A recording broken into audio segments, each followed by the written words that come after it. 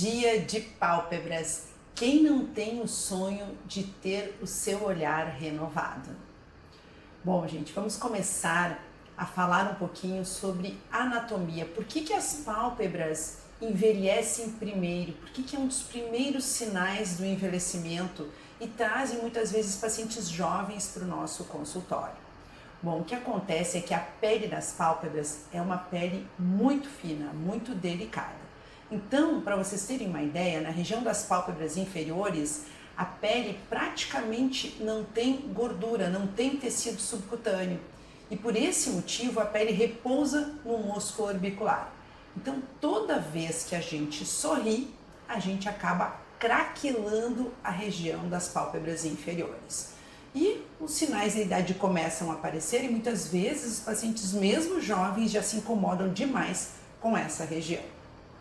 Em relação às pálpebras inferiores, nós também temos a bolsa de gordura. A bolsa de gordura, muitas vezes, ela é de ordem genética. Então, pacientes, às vezes de 30 anos ou até menos, já têm bolsas nas pálpebras inferiores que deixam aquele aspecto de cansaço, de tristeza, de abatimento. E a mesma coisa em relação às pálpebras superiores. As pálpebras superiores, elas também têm uma influência genética muito grande. Então, muitas vezes o paciente, ele nunca teve aquela dobrinha, aquele espacinho para maquiagem e isso incomoda demais. É claro que ao longo do tempo, ao longo dos anos, a pálpebra vai caindo mais e vai incomodando um número maior de pessoas. Mas a blefaroplastia, que é a cirurgia das pálpebras, ela não tem idade para ser realizada. Pode ser realizada desde pacientes muito jovens, que têm isso de origem genética, até pacientes de mais idade que sofreram com os anos, com o envelhecimento dessa região.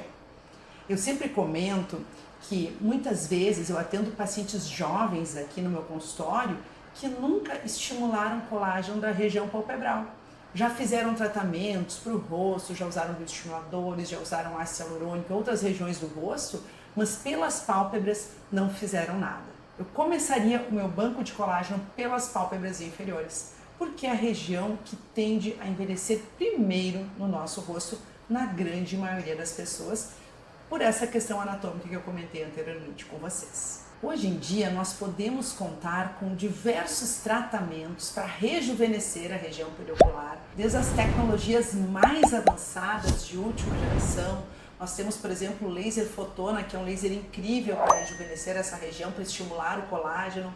O laser fotona, ele pode ser aplicado tanto por fora da pele, como também pode ser aplicado por dentro da pálpebra. Então, nós colocamos um protetor intraocular e aplicamos esse laser na parte da conjuntiva para estimular colágeno em múltiplas camadas e dessa forma promover um rejuvenescimento tanto de fora para dentro quanto de dentro para fora. Além disso, o ultrassom microfocado, o Ultraformer MPT também é maravilhoso, ele tem uma ponteira redonda, pequena, que acopla maravilhosamente bem nessa região, chamada Ultra Buster. Essa ponteira dá disparos circulares que vão desde a camada mais profunda até a mais superficial, ativando a produção de colágeno dessa região, melhorando a elasticidade da pele, suavizando as ruguinhas. Nós temos um laser de CO2 que também é maravilhoso para aquele craquelamento fino. Laser Discovery Pico, que é excelente para remover pigmentos, as olheiras dessa região. Enfim, uma série de tecnologias maravilhosas. Além disso, nós podemos contar com os fios de PDO, que são excelentes bioestimuladores para a região palpebral. Lembrando que os bioestimuladores injetáveis, como por exemplo o Sculptra, o Radiesse, que são excelentes para o rosto, não devem ser aplicados na região palpebral. Por que não devem ser aplicados? Porque essa região, a pele é muito fina, a pele é muito delicada e existe um risco muito grande da gente formar granulomas indesejados. Então, por esse motivo, é super importante que nós não utilizamos esse tipo de produto para rejuvenescer a região palpebral. Mas é óbvio que chega um ponto que é tanta pele, que é tanta flacidez, que existem bolsas, que nós precisamos lançar mão da cirurgia, que se chama blefaroplastia. A blefaroplastia é uma cirurgia estética tranquila, realizada sob anestesia local e sedação, ou seja, o paciente ele vai embora no mesmo dia, não precisa ficar internado. Eu sempre gosto de sedar o paciente, porque daí nesse momento o anestesista vai cuidar da saúde do paciente, vai cuidar da pressão para que a pressão não aumente. Quando a gente tem picos hipertensivos, por exemplo, aumenta o sangramento, a cirurgia fica mais complexa, aumentam os nossos riscos. Então o meu anestesista vai cuidar da saúde, vai monitorizar o paciente durante todo o procedimento e eu, como médica cirurgiã, vou cuidar do resultado, vou me concentrar naquilo. Porque eu sempre comento o seguinte, a blefaroplastia, ela não é uma cirurgia simples, ela é uma cirurgia de detalhes. 1 milímetro importa nas pálpebras. Se a gente retirar 1 milímetro a mais, por exemplo, da pálpebra inferior, nós temos riscos dessa pálpebra virar para fora, de termos complicações estéticas e até mesmo funcionais. Por esse motivo, o médico ele deve estar concentrado no momento da cirurgia e estar dedicado a trabalhar na cirurgia sem se preocupar com a saúde do paciente, que daí fica por conta do anestesista. A blefaroplastia superior ela é realizada através de um corte, ou seja, de uma incisão localizada bem na dobra da pálpebra superior, bem no sulco. É importante posicionar adequadamente essa incisão para que quando o paciente abra os olhos, a cicatriz fique totalmente escondida na dobrinha da pálpebra. Então, o posicionamento da incisão vai repercutir diretamente no resultado da cirurgia. Eu também gosto de fazer a marcação da cirurgia com o paciente sentado. O paciente vai sentar na minha frente, eu vou examinar esse paciente, eu vou medir a quantidade de pele. Muitas vezes o paciente ele tem uma assimetria entre uma pálpebra e outra. Então, a medida do que vai ser retirado com o paciente sentado é super importante. A marcação, fazer um mapeamento do que o paciente precisa. No caso da blefaroplastia inferior, nós podemos lançar mão de duas técnicas. Uma delas seria fazer a blefaroplastia que a gente chama de transconjuntival, que é uma blefaroplastia realizada por dentro das pálpebras para retirar as bolsinhas de gordura sem nenhum corte na pele. Nesse caso, nós vamos escolher essa técnica para pacientes que têm flacidez leve ou no máximo moderada de pele. É um procedimento minimamente invasivo, como se fosse uma lipoaspiração da gordurinha, não tem nem pontos nesse procedimento, e nós vamos trabalhar a flacidez através de um laser bem potente de CO2 para encurtar essa pele, podendo ser associado também com fios lisos de PDO para ativar a produção de colágeno. Ou então para pacientes com flacidez maior ou flacidez moderada, que desejam suavizar mais as ruguinhas das pálpebras inferiores, nós vamos escolher a técnica chamada de externa. Eu faço uma incisão que eu chamo de invisible incision. O que é isso? É uma incisão que fica praticamente invisível, porque ela é feita junto dos cílios, colada nos cílios. Então é impressionante essa cicatriz. Quando o paciente retira os pontos, praticamente a gente já não percebe mais essa incisão. Enquanto a incisão da pálpebra superior demora um pouco mais para suavizar, a da pálpebra inferior ela costuma ser muito rápida. E nessa técnica ela permite, além da retirada das bolsas, a retirada também de uma faixa de pele. Tanto nas pálpebras superiores quanto nas pálpebras inferiores, é muito importante a gente estar atento, além da preocupação estética, que obviamente a gente tem, da preocupação funcional, porque as pálpebras elas protegem os nossos olhos, elas lubrificam os nossos olhos, elas são importantíssimas para a gente piscar, para a gente fechar os olhos para dormir. Se a gente tirar pele demais dessa região, nós vamos comprometer a funcionalidade e o nosso paciente pode ter problemas sérios no futuro. Por isso é tão importante todo o nosso cuidado e toda a nossa concentração durante a cirurgia. Conhecimento da anatomia, conhecimento das melhores técnicas, uma boa análise do pré-operatório, avaliar se esse paciente ele já tem um olho seco prévio antes da cirurgia, manejar bem esse paciente no pós-operatório, são todos cuidados que vão repercutir, sem dúvida, no resultado final dessa cirurgia. Além disso, um detalhe muito importante que deve ser avaliado antes da cirurgia são as estruturas que estão na volta das pálpebras.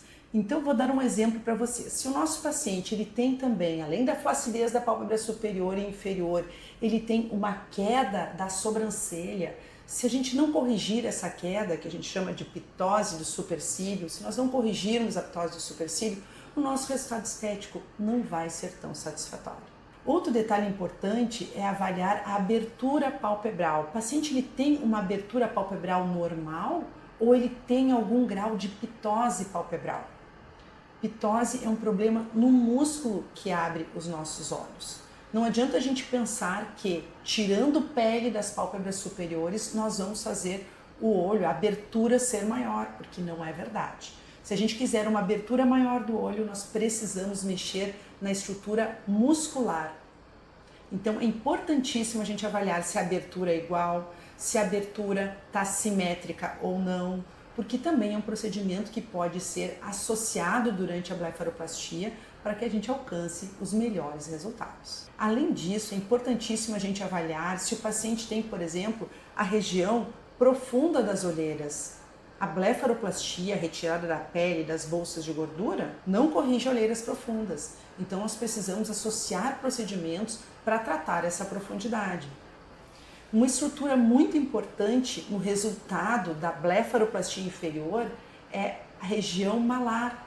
Quando o paciente ele não tem essa região malar, o resultado estético da cirurgia também não fica tão bom. Então, uma estruturação malar associada à blefaroplastia também é importante para que a gente proporcione ao nosso paciente aquele resultado encantador. Uma verdadeira revolução na blefaroplastia foi associar as tecnologias ao procedimento cirúrgico. Então, hoje nós realizamos esse procedimento através do uso de um laser, que é o laser de CO2. Esse laser nos permite que a gente faça o corte e ele já faça a coagulação imediata. Isso faz com que a cirurgia seja mais rápida, o corte, a incisão seja mais preciso, o sangramento seja menor e com isso menor os riscos de infecções, por exemplo, e menor o tempo da cirurgia, menor tempo de exposição aos anestésicos. O paciente ele também acaba ficando com menos hematomas, menos edemas, se recupera mais rápido e consegue voltar mais rapidamente às suas atividades, o que é maravilhoso, né? Hoje a gente não tem tempo a perder. Além disso, o laser de CO2 também nos permite que a gente troque a ponteira, utilize uma outra ponteira que não é a ponteira cirúrgica, para tratar a pele que ficou. Então, através desse laser, nós fazemos um resurfacing de toda a região periocular. Claro, pode ser aplicado também no rosto todo, mas a região periocular é fundamental para a gente estimular o colágeno e tratar a pele residual, suavizar aquelas ruguinhas, suavizar as manchinhas dessa região. Isso deixa, obviamente, o resultado ainda mais bonito. A duração da cirurgia vai depender da extensão, se nós vamos fazer somente pálpebras superiores ou se vamos fazer superiores e inferiores, se vamos associar mais algum procedimento ou não, podendo durar aí de 40 minutos a 1h30, 2 horas. Posteriormente a isso, o paciente é avaliado pela nossa equipe anestésica, o paciente vai fazer um lanche e vai sair daqui caminhando, conversando, abre e fecha os olhos normalmente. Pode ir para casa, vai fazer obviamente repouso. Eu sempre falo para o paciente que é importantíssimo os cuidados nos 2 primeiros dias, principalmente. Então, repouso, cabeceira alta, dormir ali com 3 travesseiros pelo menos, dormir de barriga para cima, especialmente nos 2 primeiros dias, e caprichar nas compressas geladas. Quanto mais compressas geladas o paciente fizer nessa fase inicial, mais rápida vai ser a recuperação, mais rapidamente o paciente vai voltar às suas atividades. Como essa cirurgia é feita a laser e normalmente não tem um sangramento muito significativo no início, é comum os pacientes se olharem no espelho na saída da cirurgia e se acharem que estão muito bem.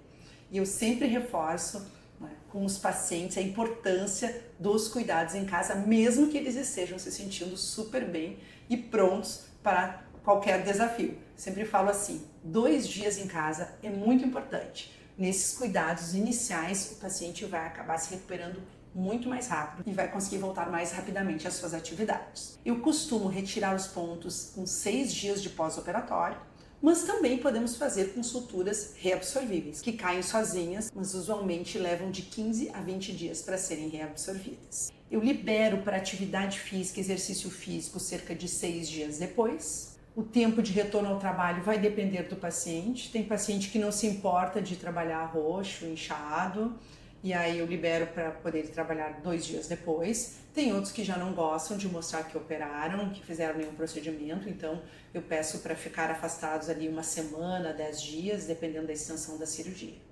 Eu busco sempre cirurgias que não mudem o formato dos olhos, que a pessoa siga sendo quem ela é, mas mais jovem, mais rejuvenescida, ou seja, eu busco a melhor versão dos meus pacientes sem transformar esse paciente. Na minha opinião, esse é um resultado que encanta.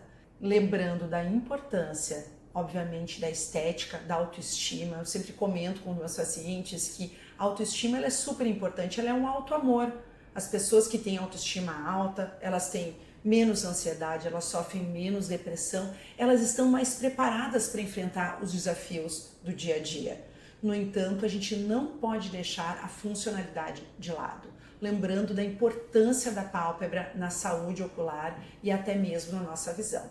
Uma cirurgia em que a gente não pensa na funcionalidade da pálpebra, ela pode ser trágica e pode trazer sérios problemas de visão.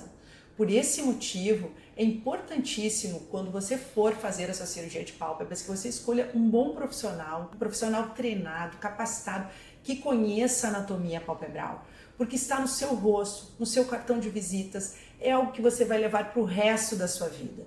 Muitas vezes, se você faz uma cirurgia mal sucedida em alguma parte do corpo, você tapa, você não convive diariamente com aquilo. Mas as pálpebras estando no rosto, é algo que você vai conviver diariamente. Tendo algum problema estético na região palpebral, isso pode levar a sérios problemas emocionais, porque você vai ter que conviver diariamente com aquilo. Então, lembre-se, isso é muito importante de escolher um bom profissional.